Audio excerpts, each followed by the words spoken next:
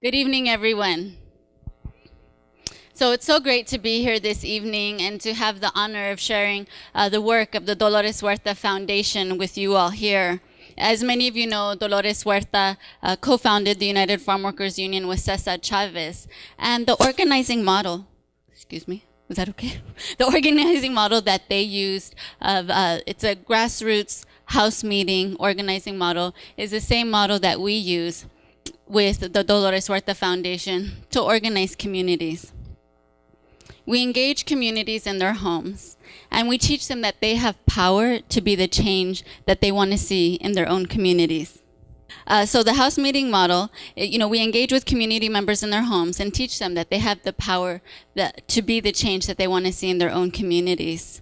We provide hands-on leadership training so that they can become their own advocates, that it doesn't matter their education level, their immigration status, their occupation, or their age. I will briefly mention our programs before diving deeper into our health policy work. So civic engagement is at the core of our work. Based in the Central Valley, DHF's Vecinos Unidos, which stands for United Neighbors, grassroots leaders have successfully advocated for millions of dollars of infrastructure improvements in these communities that you'd be surprised are in the United States of America. They really look like third world living conditions. They have successfully advocated for street lights, for sidewalks, for sewer connections, the things that many of us take for granted, as well as recreational opportunities such as new parks, skate parks, and even youth recreational facilities. In the Central Valley, we have only built one university in the time that 20 prisons have been built. And there's currently one being built as we speak, another one in the Central Valley. There's a clear overlap between the prisons and the 30 highest suspending school districts in California. Through our regional and statewide education work, we are empowering students and parents to advocate for education reforms that promote restorative justice and positive behavior support practices. These are discipline practices that actually focus on the root of the problem. These are practices that will end school pushout and dismantle the school to prison pipeline. And unfortunately, I'm not going to go too much into our education work, but I do want to let you all know that the Dolores Huerta Foundation and other organizations, local community organizations, in collaboration with MALDEF and California Rural Legal Assistance, we are actually suing Kern High School District. Kern High School District is based in Bakersfield in Kern County. In 2009 and 2010, they expelled 1,200 students from their school district. That's the size of the high school that I went to, West High. I'm also a product of Kern High School District. So we're suing them because of their racist practices and policies, and we need to change that. LGBTQ youth also face a lot of discrimination in our education system, and that's why we're proud to announce that this year we launched an LGBT equality program.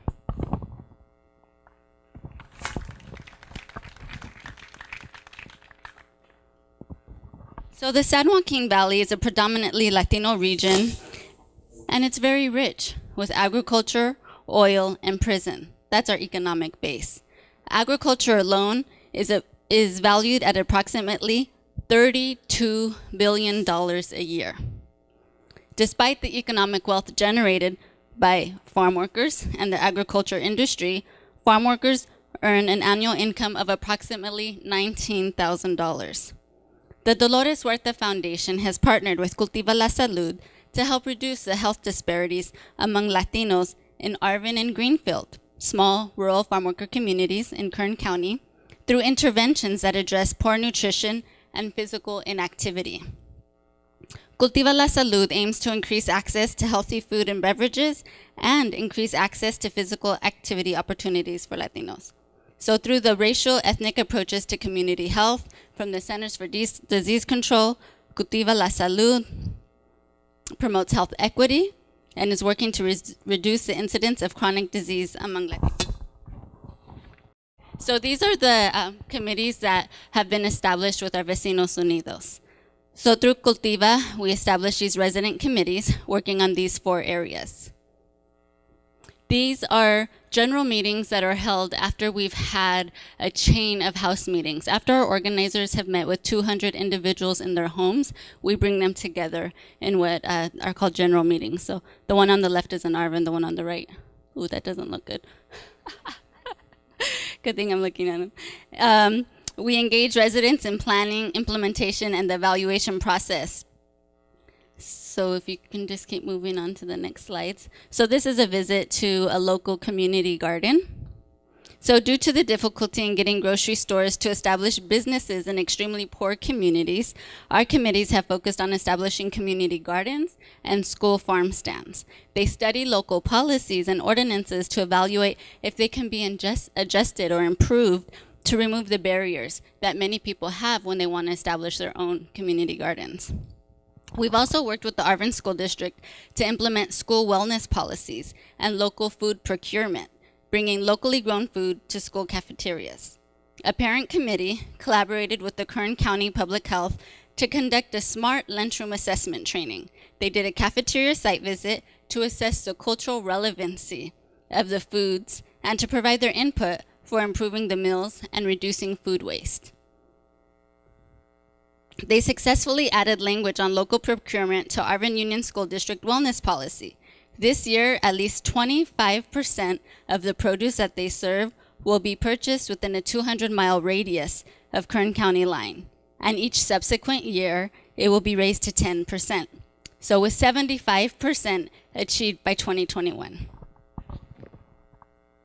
Today is International Walk to School Day. How many people knew that? All right, there were some people that knew that.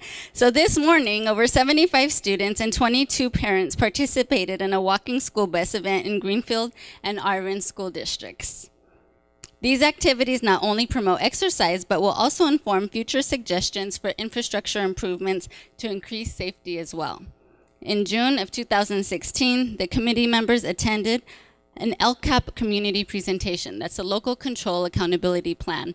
It's a new process that local school districts use to get input from community members on how school budgets should be formed and approved. So they went to these presentations and provided formal recommendations to allocate district funds for safe routes to school district-wide. The recommendations were approved, and starting this fall, the Arvin Union School District will hire classified positions to promote safe routes to school district-wide. These ones were our first walking school buses, and they were actually run by volunteers. So now there are going to be paid positions to make sure that they continue to happen. A movement that is gaining traction throughout the state is school joint use. How many people know about that? 1, 2, 3, 4, 5. Okay, a handful. So a movement that is the school. So schools that have joint use policies open up their facilities during non-school hours so that the community can enjoy the green areas, gyms, the courts for tennis, basketball, football, and baseball. Vecinos Unidos successfully negotiated with the Arvin School District to host daily Zumba classes in the evening. And the main point of contention was a liability, right? Who's going to pay for this? But we were able to work it out. And in 2015, DHF coordinated our first bike drive in partnership with Bike Bakersfield and the Arvin Bike Kitchen to collect bicycles for a community Cumbia Ride. So that's where everybody ride through the town with a big speaker that's playing cumbia music. So a total of 15 bicycles were donated to pre-screened and qualified Arvin residents. The Cumbia Ride provided an opportunity for feedback from the community about policy and infrastructure improvements for the city of Arvin. And we have continued to organize Cumbia Rides.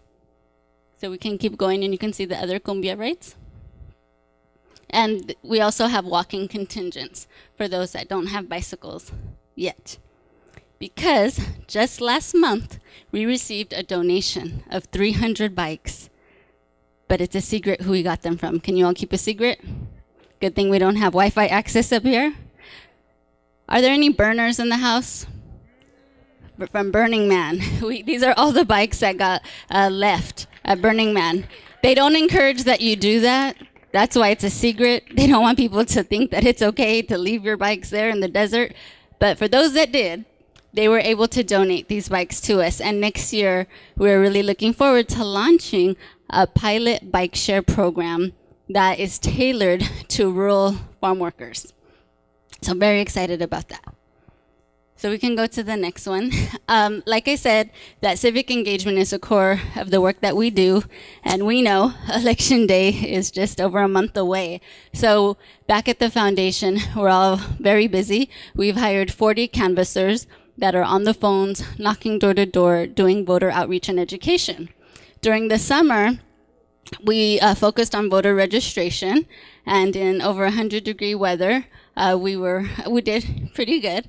And then just in the last month, and we have one more next week, we've had 4 candidate forums, and we'll have our 5th one next week in Bakersfield. And at these candidate forums, we ask the candidates, will you support our pilot bike share program? Do you commit to local food procurement? All of the things and these programs and projects that are important to our community members, that's what they ask the candidates. So we got some interesting answers and dialogue there. We are a part of California Calls, which is a statewide alliance. Does anybody here know about California Calls?